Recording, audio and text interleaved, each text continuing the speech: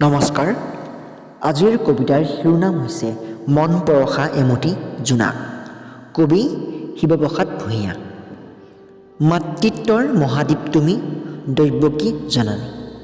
তোমাতেই প্ৰকাশিছে বসুধাৰ মোহন বলয়। প্ৰদীপ্তিৰ পূৰ্ণ নীলমণি। যিজনাৰ সুপ্তসুৰীয়া বংশীধ্বনিৰ নিনাদত বিমোহিত হৈছিল গকুলৰ বিৰহী গোপিনী।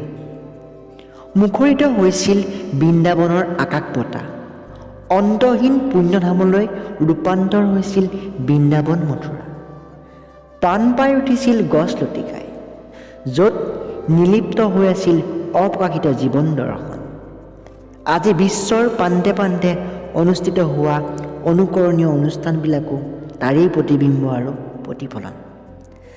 আজি সময়বোৰ বৰ নিষ্ঠুৰ হৈ পৰিছে। সাগৰ অভিমুখী যাত্ৰাত দেখিছোঁ কিছু অসংযত চাকনৈয়া। অতীত বিজড়িত স্মৃতিৰ টোপোলাবিলাক সময়ৰ বুকুত যা গ'ল।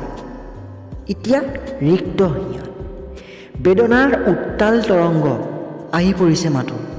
প্ৰাপ্তি অপ্ৰাপ্তিৰ খেলা, আধুনিকতাৰ মায়াজাল। ধন্যবাদ।